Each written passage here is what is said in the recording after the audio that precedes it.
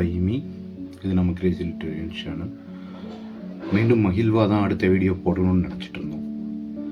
ஆனால் என்ன காரணத்தாலேயோ என்னவோ தெரில, மீண்டும் ஒரு இழப்பு. குருவை தேடிய சிஷ்யன் என்றே சொல்ல வேண்டும். என்ன பாக்கி, எங்க இருக்க வா அப்படின்னு கூப்பிட்ட மாதிரி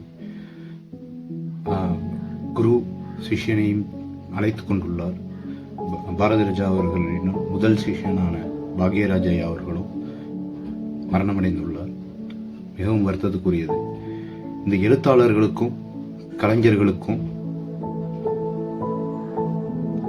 இந்த டிராமட்டிஸ்ட் இவங்கள மாதிரி ஆட்களுக்கு தான் எப்பவுமே ஒரு விஷயம் இருக்கும். அவங்க அனைவரின் வீடுகளிலையும் வாழ்ந்துகிட்டே இருக்காங்க. அனைவரின் வாசல்கள் வீடுகளையும் அனைவர்களின் உள்ளங்கள்லையும் வாழ்ந்துகிட்டே இருக்கக்கூடியவங்க இந்த கலைஞர்களுக்கே உரித்தான ஒரு ஒன்று. அவங்களோட இழப்பு நம்ம வீட்டில் நடந்த ஒரு இழப்பாவே என்னைக்குமே பார்க்க முடியும். என்னன்னைக்கும் அவங்களோட பயணங்களை நினைத்தும் அவங்களோட வாழ்வை நினைத்தும் நம்ம அசை போடுறதுக்கு அவங்க வாழ்ந்துட்டு போன மாதிரியே தான் இருக்கும். ஒரு தடவை அவங்க நம்மளை விட்டுட்டு போறப்பையும். அந்த வகையில பாக்யராஜ் ஐயாவும் இப்போ நம்மளை விட்டு பிரிஞ்சிருக்காங்க. கதை, திரைக்கதை, வசனங்கள், இந்தியாலேயே இனி பாக்யராஜ் ஐயா மாதிரி ஒருத்தர் வருவாங்களா அப்படிங்கிறது ஒரு டவுட்டில் தான் இருக்கு. அது மட்டும் இல்ல, பாரதி ராஜா ஐயா சினிமாவை பிரட்டி இன்னொரு முகத்தை காமிச்சு கிராமத்து வாசனைகள்லையும் அங்க இருக்க வீடுகள்லையும் அங்க இருக்க குடும்பங்கள்லையும் தன் கலாச்சாரம் தன்னோட இதை சார்ந்து படங்களை இயக்கி உலகளையே செய்தவர் பாரதி ராஜா ஐயா. பாக்யராஜ் ஐயா அதுக்கும் உள்ள நுழைஞ்சு ஒரு வீட்டுக்குள்ள, ஒரு இடத்துக்குள்ள, ஒரு ஒரு ஒரு கம்யூனிட்டிக்குள்ள இன்னும் டெப்தா மனிதம் சார்ந்த விஷயங்கள் என்னவாலாம் நடக்குது அப்படிங்கிறத அழகா திரை கதையா அதை உருவாக்கி, கதை மட்டும் கிடையாது, திரைக்கதையா உருவாக்கி கொடுக்கறதுல என்னைக்குமே ஒரு கிங் தான். உதாரணத்துக்கே தன்னோட சுவரில்லாத சித்திரங்கள், தன்னோட முதல் படமான சுவரில்லாத சித்திரங்கள், பாரதி ராஜா ஐயா மாதிரி அதே கிராமத்து சாயல்ல இருந்தாலும் கூட ஒரு கணவனை இழந்த ஒரு குடும்பம் குழந்தைகளை வச்சுக்கிட்டு வறுமையில் அது எப்படின்னாவா வாடுது, அது எப்படி இருந்திருக்கு அப்படிங்கறத ஒரு திரைக்கதை பண்ணியிருப்பாரு. காஜா அவர்கள், கவுண்டமணி ஐயா அவர்கள், இந்த மாதிரி நிறைய பேர் அதை படத்துல. சுதாகர் அவங்களோட ஆஸ்தான ஹீரோ அன்னைக்கு காலகட்டத்தில் பாரதிராஜா யாரை வச்சிருப்பாங்க, சுதாகர் ஐயா வச்சிருப்பாங்க. படத்தோட பாடல்கள் அனைத்துமே கங்கை அமரன் அவர்கள் பண்ணியிருப்பாங்க.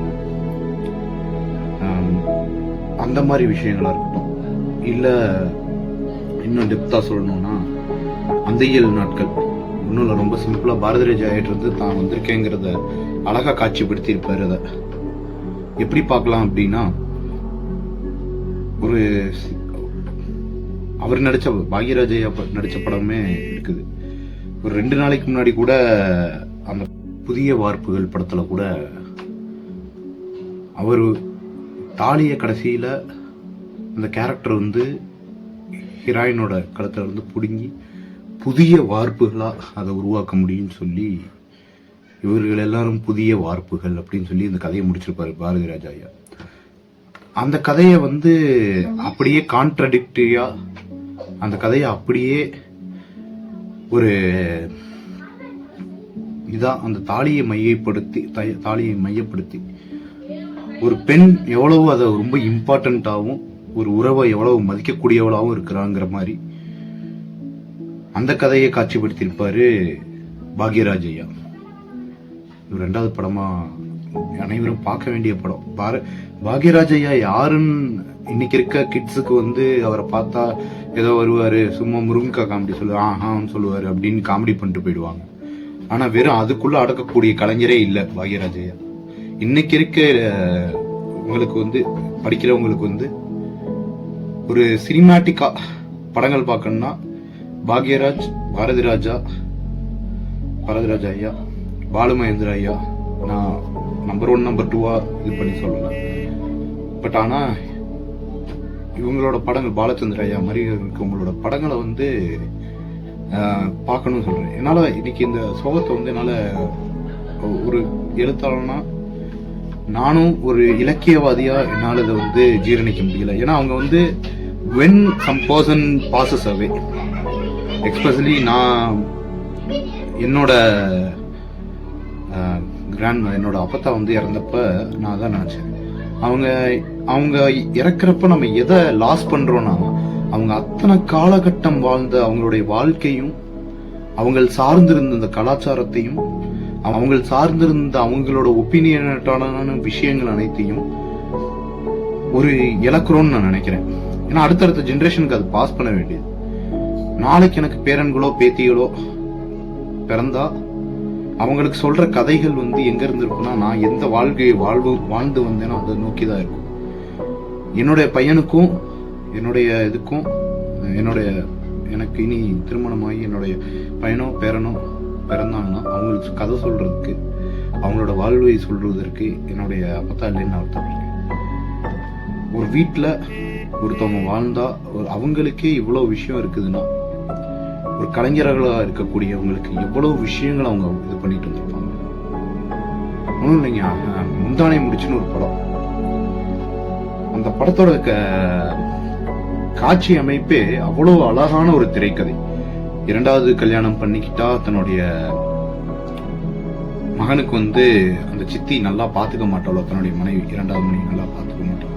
அனைவரின் வீட்டுல நடக்கக்கூடிய ஒரு விஷயம். ஆனா ஒரு பெண் அப்படி இருக்க வேண்டியது இல்ல, அவ பாத்துக்குவா அப்படிங்கிறது வந்து அவ்வளவு அழகா காட்சி அமைப்படுத்தியிருப்பாரு. ஒரு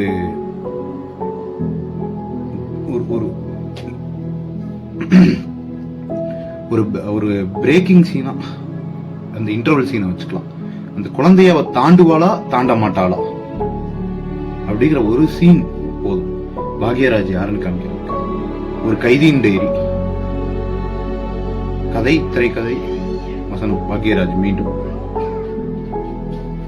படம் டைரக்ஷன் பரத்ராஜ் ஐயா தான். அதுக்கு இன்னொரு உயிர் கொடுக்கணும்னு இருக்குதுல்ல, அன்னைக்கு ஒரு கிரைம் த்ரில்லர் சப்ஜெக்ட் அவ்வளோ அழகா அவ்வளோ இதா பண்ணிருக்கு பாக்யராஜ் ஐயா பண்ணியிருப்பாங்க அந்த கதையை. அதுதான் ஆக்கிரி ரஸ்தான்னு சொல்லி அமிதாப் பச்சன் அவர்களை வச்சு மீண்டும் ஹிந்தியில் எடுத்து அது பயங்கர ஹிட் ஆகி ஓடிச்சு. இன்னைக்கும் ஒரு 5 படங்கள்ல அமிதாப் பச்சன் அவரோட பெஸ்ட் மூவின்னு சொன்னா ஆக்கிரி ரஸ்தாவை சொல்லாம இருந்ததே கிடையாது. அப்படிப்பட்ட ஒரு கலைஞர் பாக்யராஜ் ஐயா அவர்கள். அவருடைய இழப்பு மிகப்பெரிய இழப்பு தான். நான் இந்த வீடியோ பிளான் பண்ணி எதுவும் இது பண்ணல. இது நான் என்ன தோன்றேனோ, என்ன நினைக்கிறேனோ, அது எமோஷனலாகவும் இதாகவுமே இருக்கட்டும். அப்போதான் இதை நிறைய யங் பீப்புள் இந்த வீடியோவை பார்க்குறாங்க. ஸோ அவங்களுக்கு அது கன்வே பண்ணப்படுங்கிறதுனால தான் இந்த எமோஷன் அப்படியே இருக்கட்டும்னு சொல்லிட்டு நான் I didn't plan anything. I was going with the flow. இது நம்ம ஆளு படம். அதுக்கு மேல ஒரு அரசியல் சொல்ல முடியுமான்னு எனக்கு தெரியல. திரைக்கதையில ஒரு ஜாதி அரசியலை உடப்பாருங்க, டயலாக்லயே உடப்பாருங்க. படத்துக்கு ஒவ்வொரு படத்துலயுங்க டயலாக்குங்க, ஒவ்வொரு டயலாக் முத்தான டயலாக்ஸ் அப்படியே உடைச்சிட்டே வருவாரு. அதுவும் இது நம்ம படத்துல டயலாக் எல்லாம் பாத்தீங்கன்னா ஒரு அந்த ஒரு ஐயராத்து பொண்ணு அப்படின்னு சொல்லுவாங்கல்ல, அந்த ஐயராத்து பொண்ணு அப்படியே வச்சுக்கோ. அந்த டயலாக் ஒரு ஐயராத்து பொண்ணு ஒரு சமூகத்தால ஒடுக்கப்பட்ட ஒரு சமூகத்துல இருந்து வரவன். ஏன் அவன் ஈக்குவலண்டா இருக்கக்கூடாதா? ஒரு நல்லவனா இருக்கக்கூடாதா? இவங்களோட அவன் எந்த வகையில குறைஞ்சு போயிட்டான்னு ஒரு சீன் காமிச்சிருக்காரு. அவ்வளவு அழகா இருக்கும். இப்படியெல்லாம் படங்கள் வந்து எப்படி இருக்கு எனக்கு தெரியல. அண்ட் ஈவன் குடும்பத்துக்குள்ள இருக்க இன்டென்சிட்டி அவரு விசுவையா காமிப்பாங்க எப்பயுமே. குடும்பத்துக்குள்ள இருந்துச்சு அது கொஞ்சம் டிராமட்டிக்கா இருக்கும். ஆனா எந்த டிராமாவும் இல்லாம உடைச்சு இருக்க முடியும். அப்படியே நம்ம வாழ்ற மாதிரி இருக்குதுங்க திரைக்கதையும் அந்த டயலாக்ஸும். ஆக்டிங் அவர் சொல்லவே வேணாம். அவரு நடிகனாகணும்னு வரல, ஒரு டைரக்டர் ஆகணும்னு தான் வந்தாரு.